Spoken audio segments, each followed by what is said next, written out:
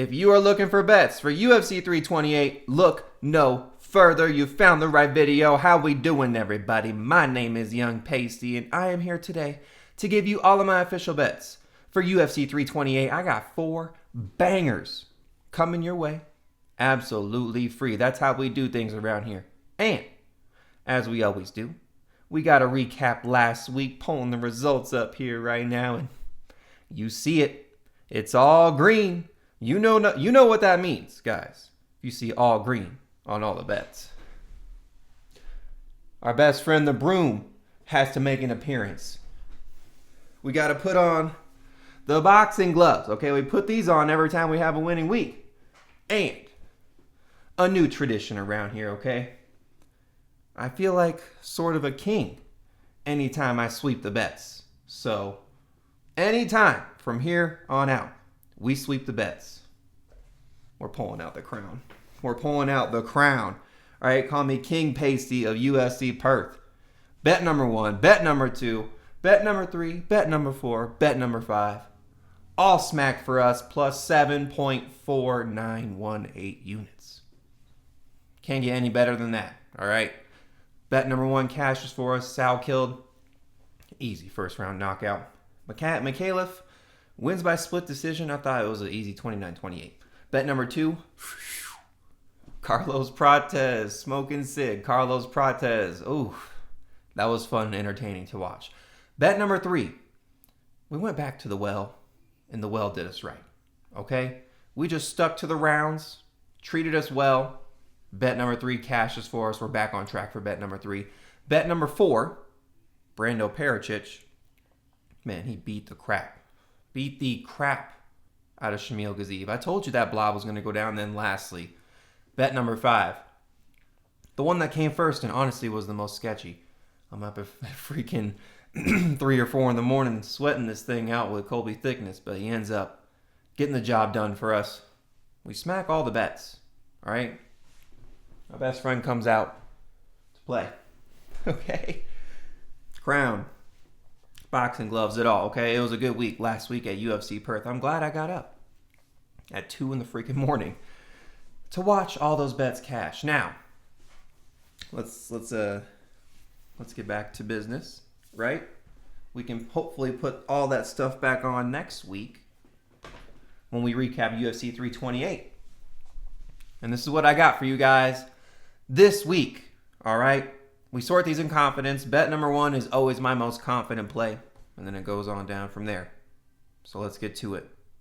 UFC 328, my most confident play for this card. Bet number 1, we have Pat Sabatini and Sean Brady. Plus 135. We're putting 2.5 units on it. Let's go over each fighter and their matchup, okay? We got 2, I wouldn't say glass chins, but I'd say maybe brittle grapplers who are dominant when they get the fight to the mat, but sometimes have issues with their chin, right? First, Pat Sabatini. I mean, he's gotten knocked out by a couple of people that, it's not very impressive, right? What was it, Damon Jackson? Yeah, awful look. He can definitely get clipped, and he can definitely get rocked, and he can definitely get knocked down and finished. But I don't see the power that is going to knock out Pat Sabatini in William Gomis. I don't, okay? William Gomis is like a point fighter to me, okay? With those long arms, that long neck, Pat Sabatini's elite grappling, I just think that he's going to be able to get these takedowns with ease. Might even wrap up a submission. I think he wins it by decision. I think he's going to ride out top control for 3 rounds. I would hope, William Gomis, being in the UFC, is experienced on the mat. But man, Sabatini, and again, those long arms and that long neck that William Gomis has. I don't know. He could snatch up that neck. Front choke, rear naked choke, something with the shoulder. Pat Sabatini's a monster on the mat. So it is a takedown or bust. All right, it is a take. He's not going to sit there and win a striking match versus William Gomis.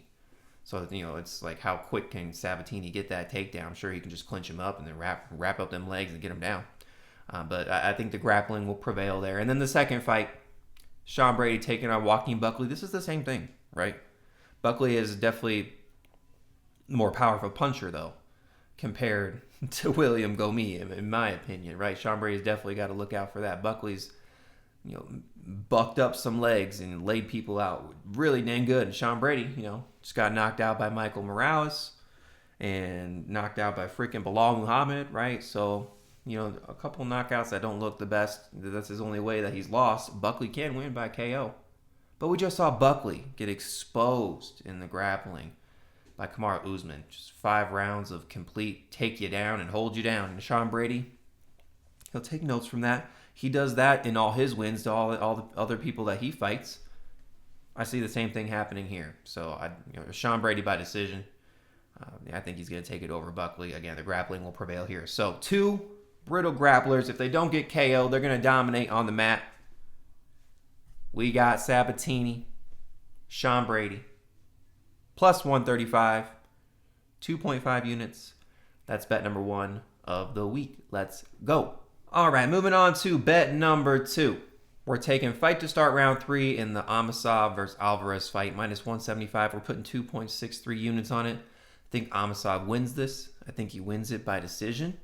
And the reason I'm taking fight to start round 3 rather than fight goes the distance is because a 3rd round finish, I think, is live for both of these guys. After an accumulation of either of them winning up until that point, both of them are live, right? To kind of beat the crap out of each other until that point. And I think they can both kind of take the beating, if there is one, and then survive up until that point. I think Amosov's going to win it by decision. I think Álvarez is going to get too happy and too, how do I say it? Quick to jump for submissions, especially that ghillie, front chokes, things on the ground. He's going to be too quick to jump for them, and it's going to cost him. He's going to end up on his back. Amosov's going to win minutes on top. We've seen Álvarez lose minutes on his back. Like, for example, the Arman Tsarukyan fight. Now, I know it's Arman Tsarukyan. All right, title contender, acceptable loss. However, couldn't get back up. We saw him just get dominated on the mat. I think Amosov's going to do the same thing. I think he's going to beat him up for a full 3 rounds. I think Amosov takes it by decision, right? But on the flip side, if Álvarez can stuff those takedowns and make it a striking match, Amosov is tough, but dang, Álvarez is an elusive and dynamic striker. I think he can mount up some damage and then find a later knockout there in the 3rd round. Again, it might even be a close fight where Amosov wins the 1st round with top control and then he can't get the takedown in the 2nd round or vice versa. Nevertheless, we just need the fight to start round 3. If they want to go ahead and finish each other in the 3rd round, so be it. Just let 1 second start. So, fight starts round 3. The Amosov versus Álvarez fight. Minus 175. We're putting 2.63 units on it. Something I'm considering is Amosov by decision.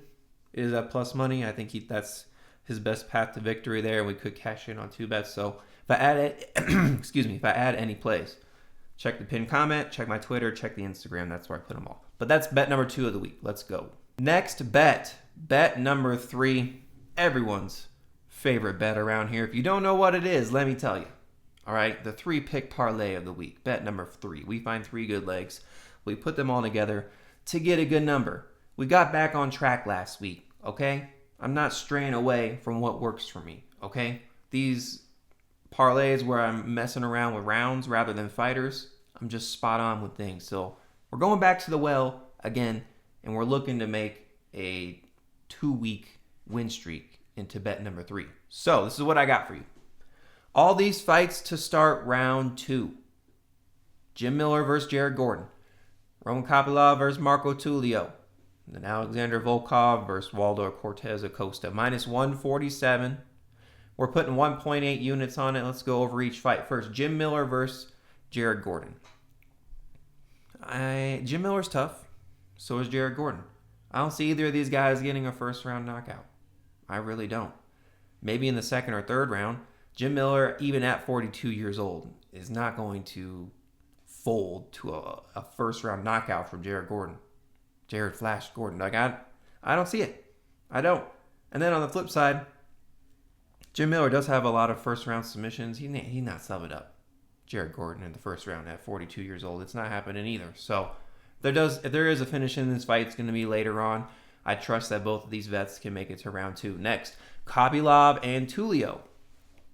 This one could get a little dicey and a little interesting. Kopylov and Tulio both have power, but they're both pretty quick, and they both love to throw. So, first round KO from either of them could be a possibility, but generally these guys at least make it to the second round. You can look at all their fights in the UFC. Kopylov with a longer history. They're not really getting first round finishes, all right? If a finish is happening, it's in the second or third round. And they fight hard up until that point. So I got to back and I got to believe that both these guys can also make it to round 2. And then lastly, also this one's pretty sketchy too. The Alexander Volkov and Waldo Cortes-Acosta fight. Now, I get all the Waldo fights wrong when I pick them. Okay, I picked Alexander Volkov, which means Waldo Cortes is probably going to win, right? If he does win. All right, Waldo, if you do win and you screw me once again, just do it in the second or third round. Okay, we just need this fight to start round 2. Both of these guys, durable as hell, right? I mean, gosh, I would say Waldo's a vet at this point in the heavyweight division. Fought freaking 9-10 times already. Alexander Volkov fought tons of times. When it's vet on vet like this, I don't see a first round finish happening. It is always a possibility. I would say more on the side of Waldo, getting a first round finish. Volkov kind of getting older, kind of barely sliding by in these wins. Nevertheless, I just need the fight to start round 2. I could care less who wins.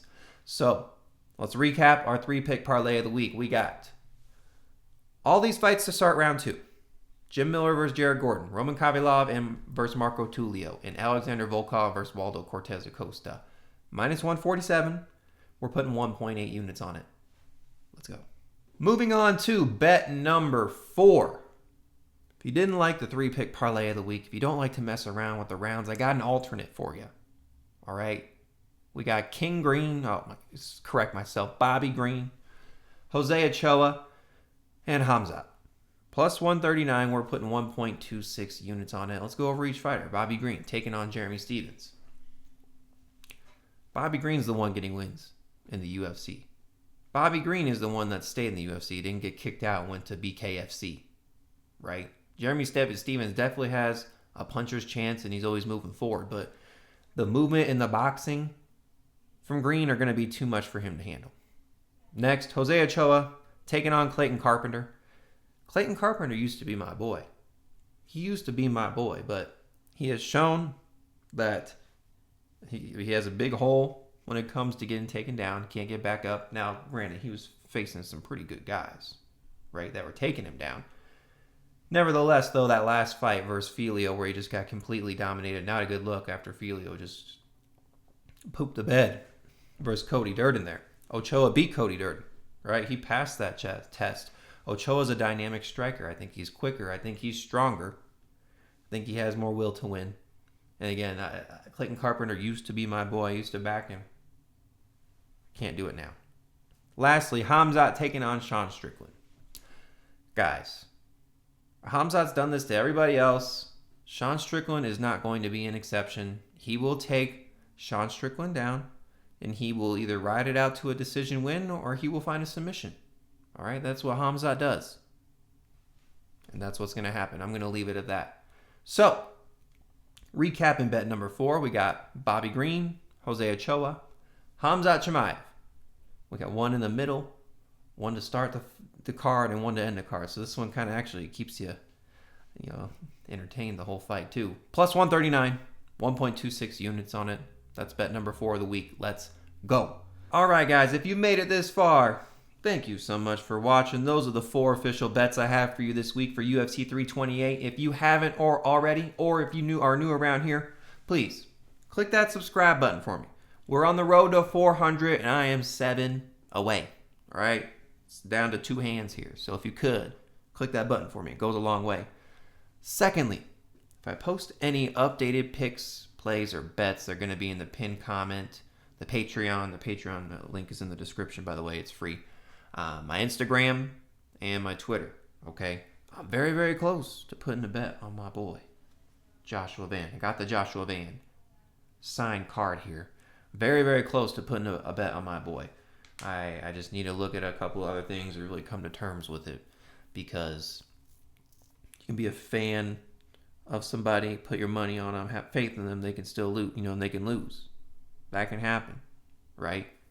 Now, I've never bet against Joshua Van. No, I wouldn't.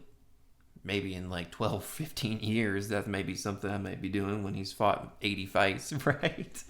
But no, if I am going to put bet number 5 out, it's probably going to be Joshua Van. So I do like him. I'm picking him this week. So if you guys have made it this far in the video or are watching, bet number 5 may potentially and probably will be Joshua Van. Just be on the lookout for the official lock. So that's what I got for you guys for UFC 328. Young Pasty, out. Let's go.